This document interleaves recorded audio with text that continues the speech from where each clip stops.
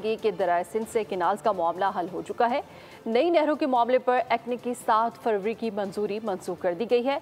इलामिया भी जारी कर दिया गया है। इलामिया के मुताबिक वफाकी हुकूमत ने फैसला किया है कि इत्तेफाक राय के बगैर कोई नई नहर नहीं निकाली जाएगी।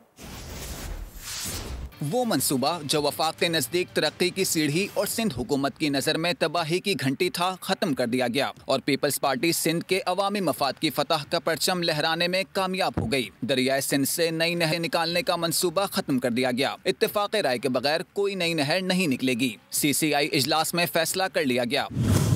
एलामिया के मुताबिक सूबों के दरमियान बाहमी इत्तेफाक राय तक वफाकी हुकूमत आगे नहीं बढ़ेगी।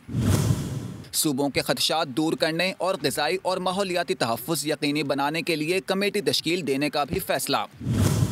कमेटी में वफाक और तमाम सूबों की नुमाइंदगी होगी। कमेटी वाटर एकॉर्ड और वाटर पॉलिसी के मुताबिक पानी के इस्तेमाल के लिए तजावीज़ पेश करेगी। 17 जनवरी 2024 को इरसा की जानिब से जारी पानी की दस्तयाबी का सर्टिफिकेट भी वापस लेने का फैसला। तमाम सूबाई हुकूमतें मिलकर पाकिस्तान भर में ज़राई पॉलिसी और वाटर मैनेजमेंट इंफ्रास्ट्रक्चर के फ़रोग के लिए इत्तेफाक राय से तवील मुद्दती रोड मैप तैयार कर रही हैं। सब्सक्राइब करें और बेल दबाएं ताकि कोई खबर रह न जाए।